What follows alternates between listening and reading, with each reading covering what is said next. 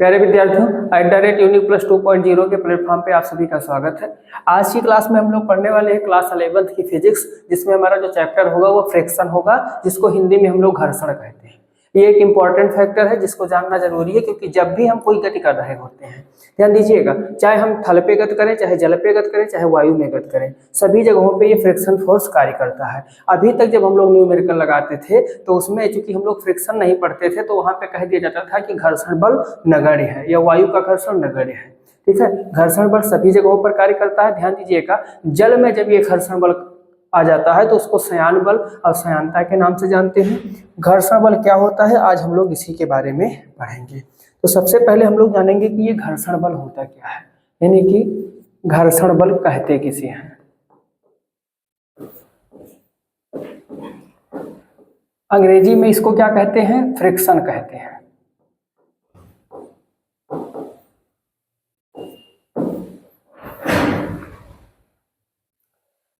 जब कोई वस्तु गति कर रही हो, जब कोई वस्तु क्या कर रही हो, गति कर रही हो, तो गति की विपरीत दिशा में गति में अवरोध उत्पन्न करने के लिए एक बल कार्य करता है, जिसी को हम लोग क्या कहते हैं, घर्षण बल कहते हैं। ठीक है, घर्षण बल की अगर परिभाषा आपसे कोई पूछे तो आप क्या बताओगे कि गति की विपरीत दिशा में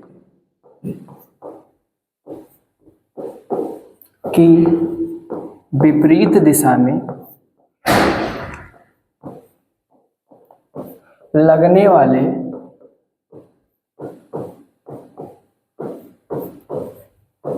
अवरोधक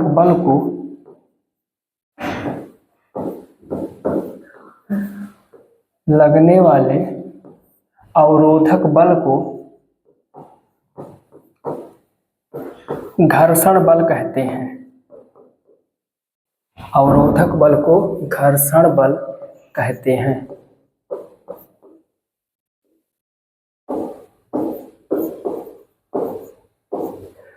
गति की विपरीत दिशा में लगने वाले अवरोधक बल को घर्षण बल कहते हैं।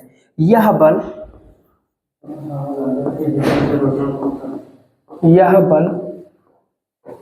तलों के बीच समांतर दिशा में कार्य करता है। समांतर दिशा में कार्य करता है।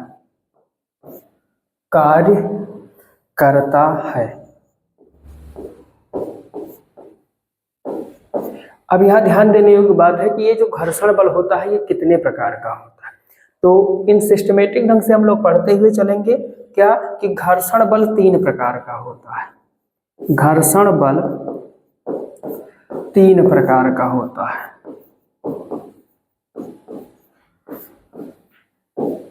अब 1 बाई 1 सबकी परिभाषा जानेंगे, इजी से इजी वे में पढ़ने का प्रयास करेंगे। तो जो घर्षण बल 3 प्रकार का होता है, इसमें जो पहला हमारा होता है इसको कहते हैं स्थैतिक घर्षण बल। क्या कहते हैं, स्थैतिक घर्षण बल। जो दूसरा होता है इसको कहते हैं सीमांत घर्षण बल। सीमांत घर्षण बल। जो हमारा तीसरा होता है इसको कहते हैं गतिज घर्षण बल। गतिज घर्षण बल कहते हैं। अगर इनकी अंग्रेजी आप सीखना चाहते हैं तो अंग्रेजी में क्या कहेंगे, इसको कहते हैं स्टैटिक्स फ्रिक्शन। इसको कहते हैं लिमिटिंग फ्रिक्शन।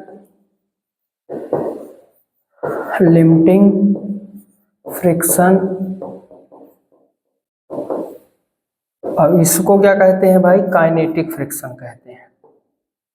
काइनेटिक फ्रिक्शन कहते हैं।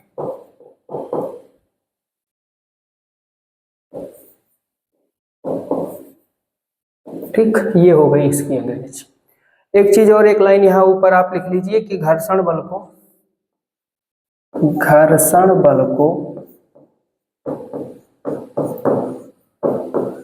स्मॉल f से प्रदर्शित करते हैं। स्मॉल f से प्रदर्शित करते हैं। ठीक, एक आप लोगों के मन में सवाल आना चाहिए कि घर्षण बल का मात्रक क्या होता है। ये तो सब हम लोगों ने प्रकार और कार लिख लिया, लेकिन प्रकार जानने से पहले हमारे मन में एक सवाल आना चाहिए कि घर्षण बल का मात्रक क्या होता है। तो ध्यान दीजिएगा, घर्षण आगे लगा हुआ लेकिन पीछे क्या लगा हुआ है, बल।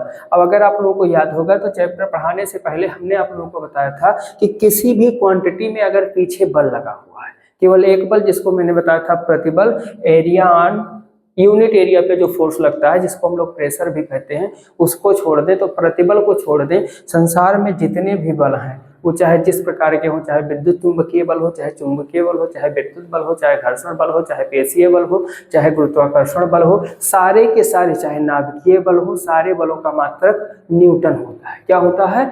न्यूटन होता है। तो ऐसे ही हमारा जो घर्षण बल है इसका भी मात्रक क्या हो जाएगा? न्यूटन हो जाएगा। इस बात का ध्यान रखिएगा। अब हम लोग जरा इसकी कहानी समझते हैं। स्थैतिक घर्षण, सीमांत घर्षण, गतिज घर्षण। स्थैतिक का मतलब जब स्थिर है, सीमांत का मतलब, सीमांत घर्षण का मतलब अभी आपको हम समझा रहे हैं, पहले गति जान लीजिए। गतिज का मतलब कि जब गति हो रही है।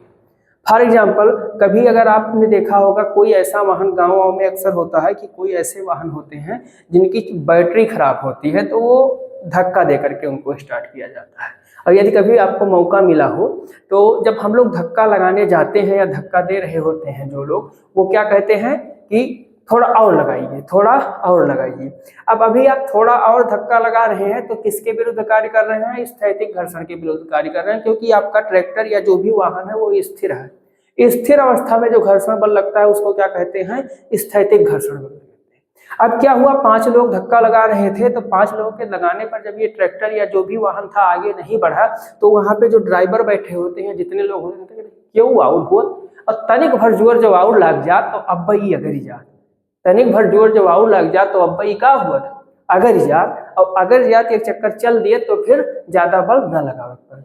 जब आप इस सिचुएशन पर पहुंच गए कि सामने वाला आपसे क्या कह रहा है कि हल्का सा जोर और यानी हल्का सा फोर्स और लग जाता तो ये चलने लगता, उस समय जो घर्षण बल कार्य करता है उसको कहते हैं सीमांत घर्षण बल। ये जो सीमांत घर्षण बल होता है ये स्थैतिक घर्षण बल का अधिकतम मान होता है। या ओवरऑल कहें कि घर्षण बल का सबसे ज्यादा जो मान होता है वो क्या होता है? सीमांत घर्षण बल होता है। जब हमारे पास सिचुएशन ये आ जाए कि चलने वाला है लेकिन चला नहीं है, बस केवल थोड़ा सा फोर्स की और रिक्वायरमेंट है। अब जब चलने लगे, जब क्या करने लगे? चलने लगे, उस दौरान जो घर्षण बल कार्य करेगा उसे क्या कहेंगे? गतिज घर्षण बल कहेंगे। इसको थोड़ा सा फिगर के माध्यम से समझने का प्रयास करेंगे। ध्यान से देखिएगा, ये हमारे पास में कोई ऑब्जेक्ट है। अब जब कोई भी वस्तु किसी भी तल पर रखा होगा, ध्यान से हमारी बात को पहले सुनिएगा, जब कोई भी वस्तु किसी भी तल पर रखा होगा तो उस पर 2 बल कार्य करेंगे। एक उसका भार mg नीचे की ओर, एक उसका प्रतिक्रिया बल जो इस भार के कारण ऊपर की ओर लगेगा, विपरीत दिशा में लगेगा। ये रखा। अब यहाँ पर कोई एक्टिविटी नहीं हो रही थी तो यहाँ पे घर्षण भी नहीं होगा, कोई दूसरा बल भी नहीं होगा, आराम से शांतिपूर्वक ये पिंड रखा हुआ है। अब क्या हुआ कि हमारे मन में आया कि चलो इसको कुछ गति प्रदान करते हैं, इसको, इस पर हमने इस दिशा में ये वाला यानी F फोर्स लगा दिया। जैसे ही हम F बल लगाएंगे, होगा क्या कि ये जो mg का प्रतिक्रिया बल P था ये थोड़ा सा झुक जाएगा। क्या होगा? इस दिशा में हम बल लगाएंगे तो प्रतिक्रिया बल इस दिशा में झुक जाएगा। अब जैसे ही झुकेगा फिर क्या होगा? इस पे एक प्रतिक्रिया बल और लगेगा R, और R क्या हो जाएगा? वर्टिकल हो जाएगा, जो mg को संतुलित करेगा। इस P को ध्यान से सुनिएगा, इस P को जब ये झुक जाएगा तो हम 2 घटकों में विभाजित करेंगे। ये इसका हो जाएगा लंबवत घटक जो नई प्रतिक्रिया बल R होगा, और ये वाला जो घटक होगा ये इसका कौन सा? समांतर घटक हो जाएगा। यही इसका घर्षण बल कहलाएगा। यही इसका क्या कहलाएगा?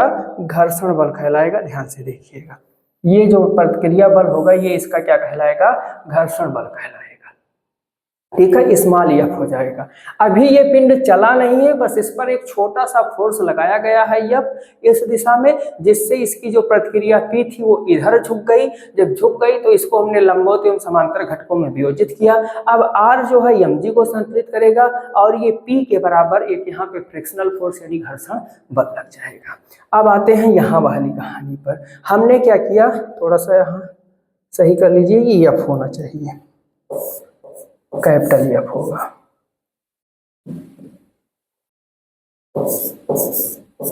यहाँ पे हमने क्या किया कि जो यहाँ पे फोर्स लगाए थे इसकी वैल्यू यहाँ पर थोड़ा हमने बढ़ा दिया। थोड़ा हमने क्या किया, बढ़ा दिया। अब बढ़ाने पर हुआ क्या कि ये जो प्रतिक्रिया P था, प्रतिक्रिया जो P था, ये क्या हो गया, थोड़ा सा और झुक गया, थोड़ा सा और झुक गया।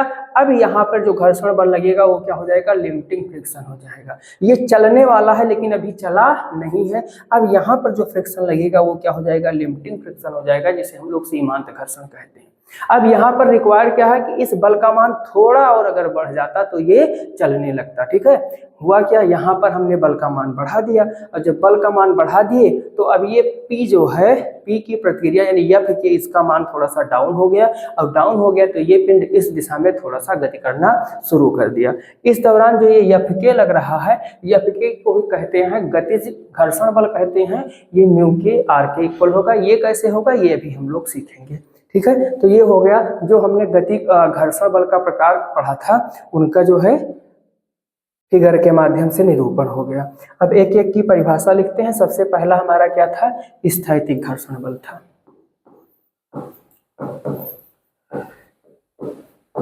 स्थैतिक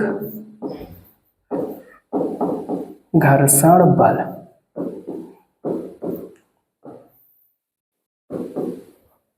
एक लाइन में परिभाषा लिखेंगे, ज्यादा तामझाम नहीं पालेंगे। क्या लिखेंगे, किसी पिंड पर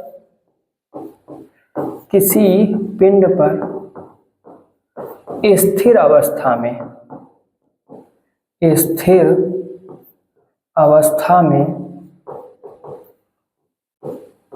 कार्य करने वाला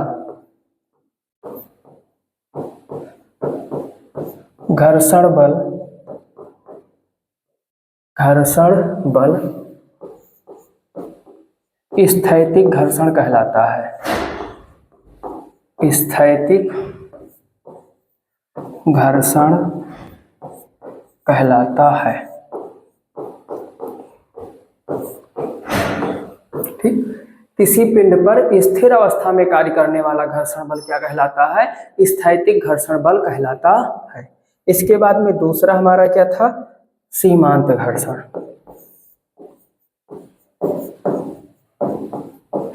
सीमांत घर्षण,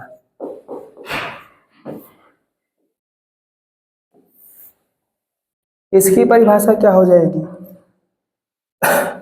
घर्षण बल का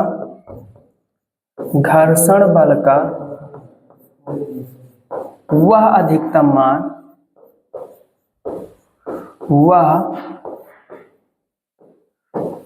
मान घर्षण बल का वह अधिकतम मान जिस पर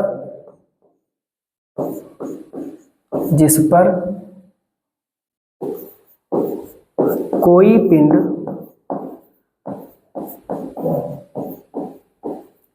गति करने वाला होता है,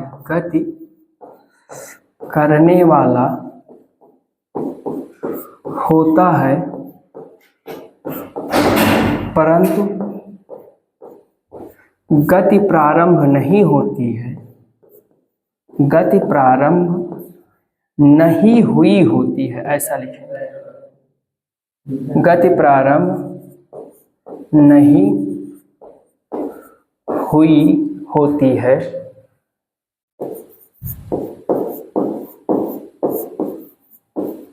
सीमांत घर्षण कहते हैं। सीमांत घर्षण कहते हैं। और एक चीज, ये जो सीमांत घर्षण होता है, इसका मान स्थैतिक घर्षण से अधिक होता है। स्थैतिक घर्षण से अधिक होता है, अधिक होता है। और एक चीज, इसे Fs से प्रदर्शित करते हैं, इसे Fs से प्रदर्शित करते हैं, Fs से प्रदर्शित करते हैं। अगली स्लाइड, ये हो गई डिफिनीशन। ये क्या हो गई, डिफिनीशन। अब इस डिफिनीशन के साथ में हम लोग सीखेंगे सीमांत घर्षण के नियम, सीमांत घर्षण के नियम।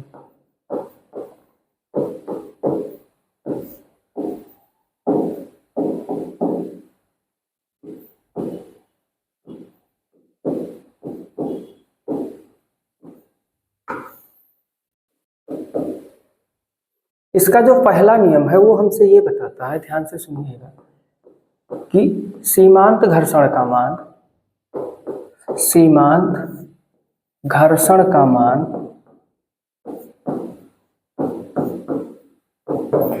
तल की प्रकृति पर निर्भर करता है, तल की प्रकृति पर निर्भर करता है,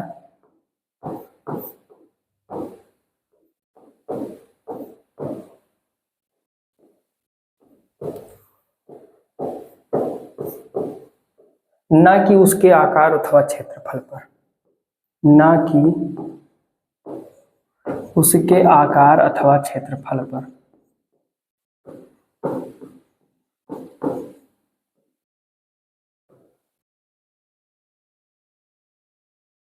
आकार अथवा क्षेत्रफल पर, ये पहला नियम हो गया। मीन्स अगर किसी वस्तु पर लिमिटिंग फ्रिक्शन कार्य कर रहा है तो जो लिमिटिंग फ्रिक्शन होगा इसका जो परिमाण होता है, ये परिमाण किस पर निर्भर करता है, वो जो हमारा तल होगा उसकी प्रकृति पर निर्भर करेगा, उसकी प्रकृति पर निर्भर करेगा कि वो कैसा है, चिकना है कि खुरदरा है, कैसा चिकना है कि खुरदरा है, ऊबड़ खाबड़ है या समतल है, ठीक है। ना कि उसके आकार पर कि उसका आकार कैसा है या उसका सतही क्षेत्रफल कैसा है, उस पर ये निर्भर नहीं करता है। दूसरा नियम क्या कहता है हमसे, दूसरा नियम कहता है कि यह तलों के समानांतर, तलों के समानांतर। अब तलों के समानांतर कहने का मतलब ये हुआ, जैसे ध्यान से देखिए यहाँ पे आप लोग ये मान लीजिए कोई तल है, इस पर ये पिंड रखा हुआ है, तो एक तल इसका होगा, एक तल इसका होगा, इसीलिए यहाँ पे वर्ड यूज किया गया तलों के समानांतर। तलों के समानांतर लगाए गए बल की विपरीत दिशा में कार्य करता है, लगाए गए बल की विपरीत दिशा में कार्य करता है, विपरीत दिशा में कार्य करता है।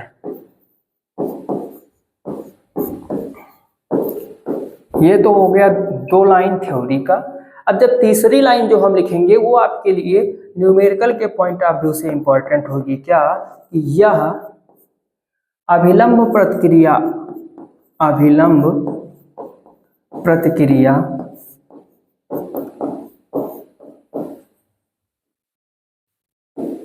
कैपिटल आर के अनुक्रमानुपाती होता है, अनुक्रमानुपाती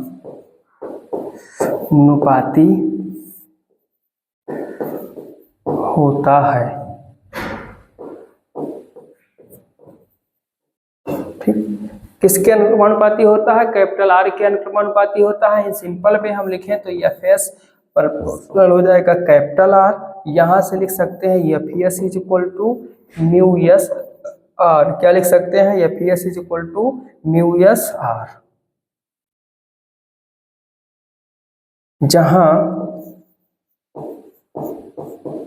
म्यू एस एक नियतांक है, एक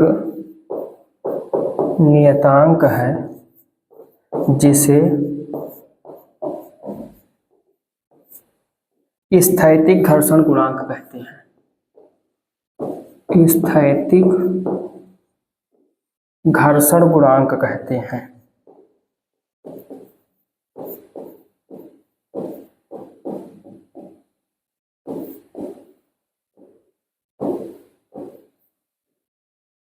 म्यू एस एक नियतांक है जिसे क्या कहते हैं, स्थैतिक घर्षण गुणांक कहते हैं। तो यहाँ से हमको एक रिलेशन मिल गया जिसका यूज हम लोग क्या करेंगे, न्यूमेरिकल लगाने के लिए करेंगे।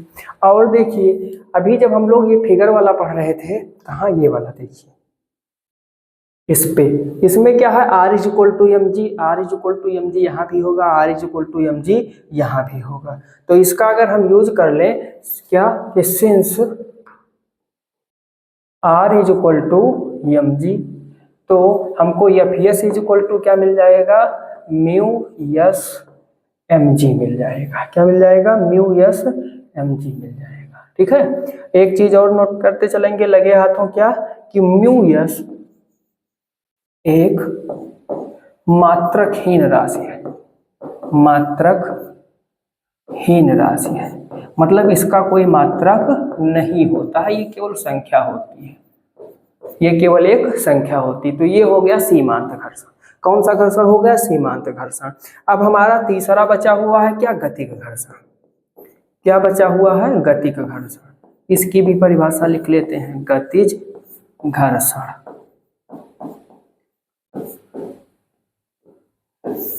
इसकी परिभाषा बहुत आसान भाषा में क्या, गति के दौरान लगने वाला घर्षण बल, लगने वाले घर्षण बल को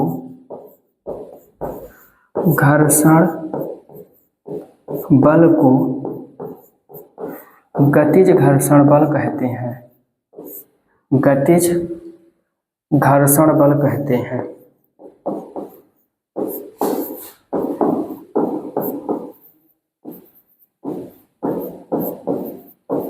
गतिज घर्षण बल कहते हैं। इसे एफ के से प्रदर्शित करते हैं, इसे एफ सफिक्स में के से प्रदर्शित करते हैं।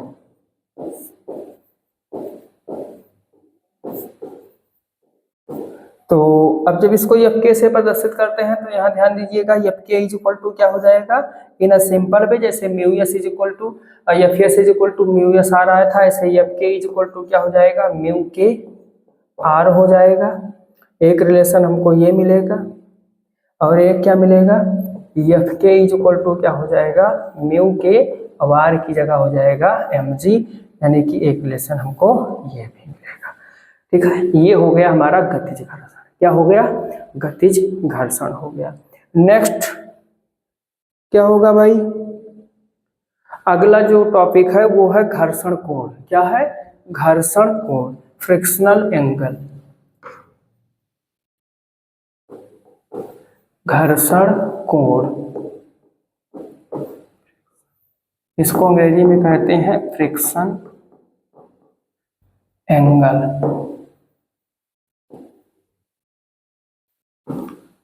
तो अगर आसान भाषा में हम बोले, तो आसान भाषा में अगर हम बोले तो ये पी और आर के बीच में जो कोण बनता है, पी और आर के बीच में जो कोण बनता है, इसी कोण को हम लोग क्या कहते हैं, घर्षण कोण कहते हैं।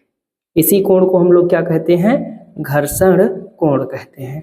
किसके किसके बीच में जो कोण बनता है, पी और आर के बीच में।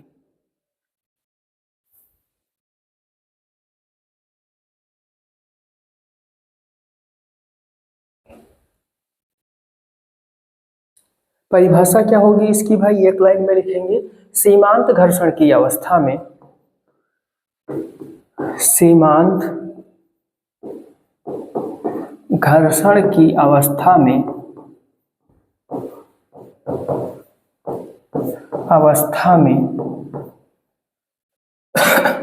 सीमांत घर्षण एफ एस, सीमांत घर्षण एफ एस व अभिलंब प्रतिक्रिया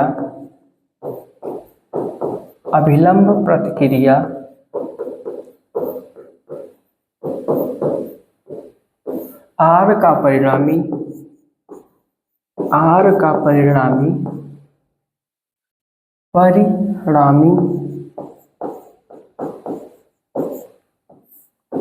पी के साथ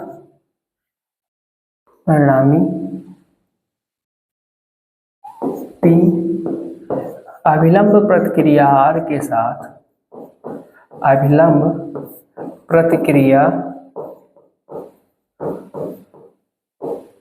आर के साथ जो कोण बनाता है, आर के साथ जो कोण बनाता है,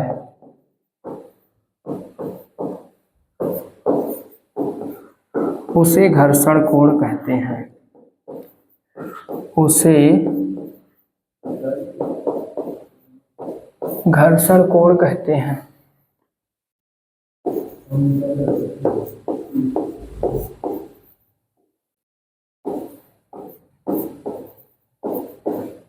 उसे घर्षण कोण कहते हैं। इसे थीटा एस से प्रदर्शित करते हैं, से प्रदर्शित करते हैं।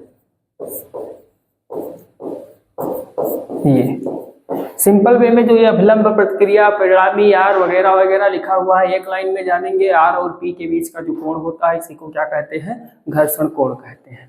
आर और पी के बीच का जो कोण होता है इसी को घर्षण कोण कहते हैं। अगर हम अपने इस चित्र से देखें, किससे, चित्र से देखें, तो चित्र से tan theta S, tan theta S is equal to क्या हो जाएगा भाई, अगर हम इसको ऐसे मिला दें, ये ऐसे ऐसे मिला दें, तो ये वाली लाइन एफ एस हो जाएगी। इसके सामने की भुजा परपेंडिकुलर, अब ये क्या हो जाएगा, बेस। तो tan थीटा बराबर क्या होता है, परपेंडिकुलर अपान बेस, यानी ये क्या हो जाएगा, एफ एस अपान आर हो जाएगा। अब F S is equal to हम लोग पढ़ चुके हैं म्यू एस आर होता है अपान में आर, आर से आर कैंसिल हो जाएगा, ओवल आर हमको क्या मिल जाएगा, tan theta S is equal to mu S, tan theta is equal to क्या मिल जाएगा हमको, म्यू एस मिल जाएगा ओवरऑल। ठीक है, तो ये हो गया घर्षण कोण, ये क्या हो गया, घर्षण कोण हो गया। सिंपल वे में अगर हम देखने का प्रयास करें, अभी हमको क्या मिला, tan theta S is equal to mu S is equal to क्या मिला हमको, म्यू एस मिला। ठीक है, इसका मतलब क्या हुआ, अगर हम एक लाइन में लिखना चाहें कि अर्थात स्थैतिक घर्षण गुणांक, स्थैतिक घर्षण गुणांक घर्षण कोण की स्पर्शज्या, किसके, स्पर्शज्या। स्पर्शज्या बोले तो अंग्रेजी में इसको टेंजेंट कहते हैं या टैन कहते हैं। टैन का पूरा फुल फॉर्म होता है टेंजेंट, शॉर्टकट में टैन लिखा जाता है। स्पर्शज्या के बराबर होता है, के बराबर होता है। ठीक, कहने का मतलब यदि आपसे कोई पूछ ले कि घर्षण गुणांक क्या होता है, स्थैतिक घर्षण गुणांक क्या होता है, तो आप क्या बताओगे कि जो स्थैतिक घर्षण गुणांक होता है वो घर्षण कोण की स्पर्शज्या के बराबर होता है। नेक्स्ट देखेंगे भाई क्या हमको पढ़ना है। नेक्स्ट है आनत तल पर किसी पिंड की गति। आनत तल पर, किस पे, आनत तल पर।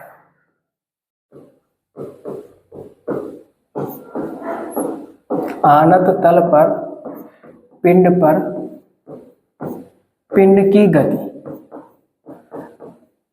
यानी कोई झुका हुआ तल है। कैसा तल है, झुका हुआ तल है। तो जब झुका हुआ तल होगा तो वो कैसे गति करेगा, क्या उसमें होगा। अब ये हमारे पास में एक झुका हुआ तल है जो क्षैतिज से थीटा कोण पर झुका हुआ है। इस पर कोई पिंड है जिसका द्रव्यमान m है, जिसका भार mg नीचे की ओर लग रहा है। इसको जब हम दो घटकों में वियोजित करेंगे तो इसका समांतर घटक mg sin थीटा मिलेगा, लंबवत घटक समांतर घटक मिलेगा mg sin थीटा, लंबवत घटक क्या मिल जाएगा, mg cos थीटा हो जाएगा। उसके बाद में इसका अभिलंब प्रतिक्रिया r होगा, इस पर एक बल लग रहा है Fs। ठीक है, तो अगर आप लैंग्वेज लिखना चाहें तो लिख ले, ना लिखना चाहें तो कोई विशेष नहीं, एक लाइन का लिख ही लेते हैं। माना, क्या लिखेंगे कि माना कोई आनत तल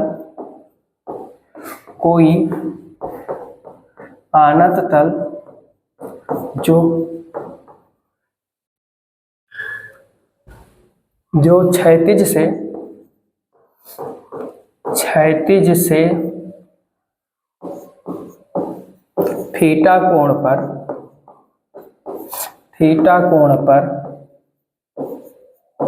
झुका हुआ है पर स्मॉल m द्रव्यमान का एक पिंड रखा हुआ है। एक पिंड रखा हुआ है। इस पिंड पर दो बल कार्य करते हैं। कितने बल कार्य करेंगे? दो बल कार्य करेंगे। कोई पिंड है उस पर दो बल जरूर कार्य करेंगे, एक उसका भार और इसकी अवलंब प्रतिक्रिया।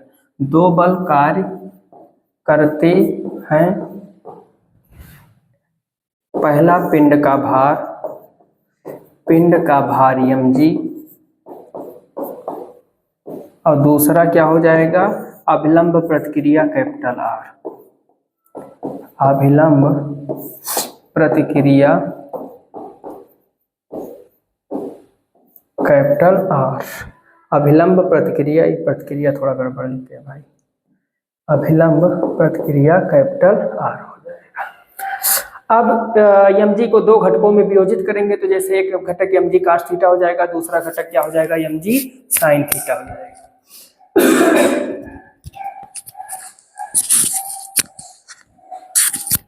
ठीक है, mg cos थीटा और क्या हो जाएगा? mg sin थीटा हो जाएगा। ये फोटो आप लोग अपने मन में बसा लीजिए। अब इसमें थोड़ा सा देखेंगे चित्र से। क्या देखेंगे भाई? चित्र से। चित्र से होगा क्या? ऊपर के दोनों बल, ये वाले बल R जो है इस mg cos थीटा को संतुलित करेगा तो क्या हो जाएगा भाई? R minus mg cos theta is equal to 0। R minus mg cos theta is equal to क्या हो जाएगा? 0। इसको मान लेंगे इक्वेशन नंबर 1, या इसको ऐसा लिख सकते हैं, चलो ऐसा लिखा है। और दूसरे इस कंडीशन में क्या हो जाएगा भाई? इस कंडीशन में mg minus sine theta is minus fs is equal to क्या हो जाएगा? 0 हो जाएगा। mg minus fs is mg sine theta minus fs is equal to 0 हो जाएगा। क्या हो जाएगा? mg sine theta minus fs is equal to 0 हो जाएगा। इसको मान लेंगे 2। क्या मान लेंगे? 2 मान लेंगे। ठीक है, तो 1 व 2 से अगर हम देखें तो 1 व 2 को हम ऐसा लिख सकते हैं, जैसे 1 को लिख सकते हैं R is equal to mg cos theta, इसको मान लीजिए 3, और 2 को लिख सकते हैं, एक हमारा कुछ इस तरीके से हो गया और 2 हमारा कैसे हो जाएगा? fs is equal to mg sin theta, इसको मान लेंगे 4। यदि थीटा बराबर, एक सेकेंड यहाँ पे अगर हम सीमांत वाली कंडीशन लगा दें, यानी कि ये थीटा इज इक्वल टू क्या हो जाए? थीटा यस हो जाए, तो अब ये क्या हो जाएगा? सीमांत घर्षण की अवस्था में हो जाएगा। तो यहाँ पे एक लाइन लिखेंगे, जो ये हमने समीकरण 1 व 2 का ऐसे रूप बनाया था, यहाँ पे लिखेंगे सीमांत घर्षण के लिए। किसके लिए? सीमांत घर्षण के लिए। सीमांत घर्षण के लिए ये कंडीशन हो जाएगी, यहाँ पे यस लग जाएगा। अब यस लगाने के बाद में अब आप करिए क्या? 4 डिवाइड बाई 3 कर दीजिए। 4 डिवाइड बाई क्या कर दीजिए? 3। तो ये क्या हो गया? fs अपान में r इज इक्वल टू क्या हो जाएगा? mg साइन थीटा s अपान में mg cos थीटा में s हो जाएगा। ठीक, जो कटने वाला हो काट दीजिए। क्या क्या कटेगा भाई? mg से mg कट जाएगा। fs को लिख सकते हैं म्यू एस r अपान में r इज इक्वल टू ये हो जाएगा tan थीटा s। क्या हो जाएगा? tan theta s। r से r कैंसिल हो जाएगा, फिर से जो कटने वाला है काट दीजिए, r से r कैंसिल हो गया, तो ओवरऑल हमको मिल जाएगा tan theta s is equal to mu s। यानी सीमांत घर्षण की जो कंडीशन थी वो हमको मिल गई। आनंद तल पर अगर कोई झुका हुआ है। अच्छा, इसी पर अगर हम बात करें, जो तल हमारा ये झुका हुआ तल था, ये वाला, इस तल पर जैसे जैसे हम थीटा का मान बढ़ाते जाएंगे, घर्षण का मान क्या हो जाएगा? कम होता जाएगा और ये पिंड फिर नीचे की ओर गति करना शुरू कर देगा। तो इस कंडीशन के लिए अगर मैं बात करूं क्या, कि यदि थीटा इज इक्वल टू क्या हो जाए? थीटा के हो जाए, तो fs इज इक्वल टू क्या हो जाएगा? fs इज इक्वल टू हो जाएगा f के। क्या हो जाएगा? f के हो जाएगा। इस कंडीशन में हमको क्या मिलेगा? tan थीटा के इज इक्वल टू म्यू के मिल जाएगा। tan थीटा के इज इक्वल टू क्या मिल जाएगा? म्यू के मिल जाएगा। इसके बाद में नेक्स्ट टॉपिक इसमें क्या था, गतिज घर्षण के प्रकार था। अगला जो टॉपिक है वो क्या है भाई, गतिज घर्षण के प्रकार। गतिज घर्षण के प्रकार, गतिज घर्षण के प्रकार। जो गतिज घर्षण होता है, ध्यान से हमारी बातों को सुनते हुए चलिए, दो प्रकार का होता है। एक होता है सर्पी घर्षण, सर्पी घर्षण, और एक होता है लोटनिक घर्षण। क्या होता है, लोटनिक घर्षण होता है। ये दो प्रकार के होते हैं, एक होता है सर्पी घर्षण और एक क्या होता है, इनको अंग्रेजी में क्या कहते हैं, तो ध्यान से देखिएगा, इनको अंग्रेजी में सर्पी को कहते हैं स्लाइडिंग फ्रिक्शन, स्लाइडिंग फ्रिक्शन कहते हैं, और इसको कहते हैं रोलिंग फ्रिक्शन, रोलिंग फ्रिक्शन। एक एक लाइन में इनकी परिभाषा बता दे रहे हैं, उसके बाद में कॉन्सेप्ट समझ लीजिएगा। स्लाइडिंग का मतलब ये हो गया जब कोई चीज किसी तल पर फिसल रही हो, क्या कर रही हो, फिसल रही हो। और रोलिंग का मतलब रोल कर रही हो, जैसे एक झूला होता है इस टाइप वाला, जिसपे बच्चे वो सीढ़ी लगी होती है, पीछे से चढ़ के फिर सरकते हैं, तो उसमें जो घर्षण लगेगा वो सर्पी हो जाएगा। लोटनिक का मतलब क्या हो जाएगा, जब जैसे गेंद को ऐसे लुढ़का दो, गेंद को क्या करो, लुढ़का दो, तो वो ऐसे गति भी करती है और ऐसे गोल गोल घुमा, इस तरीके की गति, इस तरीके की। ऐसे ऐसे कोई गति कर रहा है तो वो हो जाएगा लोटनिक, अब अगर ऐसे कर रहा है तो क्या हो जाएगा, सर्पी हो जाएगा। ठीक है, यानी कि परिभाषा अगर हमको लिखना है तो क्या लिखेंगे, सर्पी घर्षण की परिभाषा, जब कोई पिंड किसी तल पर फिसल रहा होता है, फिसल रहा होता है तो उस पर लगने वाला घर्षण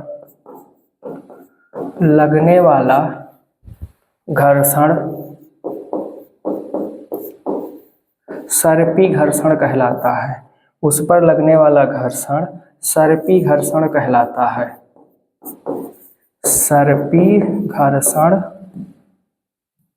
कहलाता है। ये हो गया। उसके बाद में जब कोई पिंड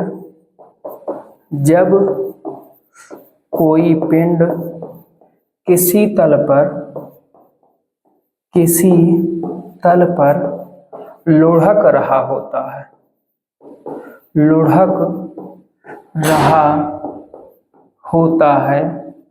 तो उस पर लगने वाला घर्षण लोटनिक घर्षण कहलाता है। क्या कहलाता है, लोटनिक घर्षण कहलाता है, लोटनिक घर्षण कहलाता है। ये हो गई डेफिनेशन, ये हो गई डेफिनेशन। एक चीज और, ये जो लोटनिक घर्षण होता है इसका मान सबसे कम होता है। इसका मान कैसा होता है, सबसे कम होता है, यानी कि लोटनिक घर्षण का मान, लोटनिक घर्षण का मान सबसे कम होता है, सबसे कम होता है। यहीं पे एक टॉपिक आती है, हम बोले दे रहे हैं, आप लोग ध्यान से सुन लीजिए। जितने भी वाहन होते हैं सबके पहिए का आकार गोल होता है, किसी के भी वाहन का पहिए का आकार चौकोर नहीं हो सकता है, आयताकार या वर्गाकार नहीं हो सकता है। आपके मन में भी ये आना चाहिए था, अगर नहीं आया है तो समझ लीजिए। एक्चुअल में ये कॉन्सेप्ट जो है ये यही है, किसका, सर्पी घर्षण का और लोटनिक घर्षण का। ध्यान दीजिए, हम आपको समझाने का प्रयास करें। जैसे आपके घर पे एलपीजी सिलेंडर यूज किया जाता होगा, सिलेंडर को नीचे गिरा करके आप ऐसे हाथ से जब ढकेलेंगे, क्या करेंगे, ढकेलेंगे तो आप आसानी से लेकर के जा सकते हैं, लेकिन सिलेंडर को गिरा करके वो ऐसे पकड़ के खींचिए या सरकाइए तो आपको ज्यादा बल लगाना पड़ेगा। सेम ऐसे जब पहिए का आकार वर्गाकार या आयताकार हो जाएगा तो वहां पे सर्पी घर्षण लगेगा। कौन सा घर्षण लगेगा? सर्पी घर्षण लगेगा। मीन्स वहां पे हमको सरकाना पड़ेगा, किसी तल पर फिसलाना पड़ेगा, खींचना पड़ेगा, तो वहां पे घर्षण बल ज्यादा हो जाएगा और जिससे हम अगर फोर्स भी लगाएंगे तो उसके अनुरूप गति नहीं मिल पाएगी। जबकि जब पहिए का आकार गोल होगा तो जब उसे हम घुमाएंगे तो वो क्या हो जाएगी? रोल करने लगेगी। क्या करने लगेगी? रोल करने लगेगी, यानी कि घूमने लगेगी। रोल करने लगेगी यानी कि क्या करने लगेगी? घूमने लगेगी, ऐसे ऐसे घूमेगी। तो कम बल लगा करके ज्यादा गति हम लोग प्रदान कर सकते हैं, कम बल लगा करके ज्यादा गति प्रदान कर सकते हैं। इसीलिए लोटनी पहियों का आकार कैसा होता है? गोल होता है। अब यहाँ पे हम लोग एक चीज और सीखेंगे, ये हम यहाँ से हटा दे रहे हैं। एक चीज क्या सीखेंगे कि घर्षण को कम कैसे किया जा सकता है, जो इस चैप्टर की का लास्ट पॉइंट होगा, घर्षण को कम करने के उपाय। घर्षण को कम करने के उपाय को कम करने के उपाय, घर्षण को कम करने के उपाय। इसमें जो पहला उपाय है, हम क्या करें? तल को पालिश कर दें। क्या कर दें? पालिश करके। जब हम पालिश कर देंगे तो हमारा तल क्या हो जाएगा? चिकना हो जाएगा। अब जब तल चिकना हो जाएगा तो अपने आप घर्षण कम हो जाएगा। क्यों? क्योंकि खुरदरे तल पर ज्यादा घर्षण होता है। दूसरा, स्नेहक का उपयोग करके। स्नेहक का उपयोग करके। स्नेहक अगर आप नहीं जान पा रहे हैं तो जो इंजन ऑयल होता है या ग्रीस होता है, इसी को स्नेहक कहा जाता है। इसका भी उपयोग करके घर्षण कम किया जा सकता है। तीसरा जो है, उचित निर्माण सामग्री का उपयोग करके। उचित निर्माण सामग्री का उपयोग करके,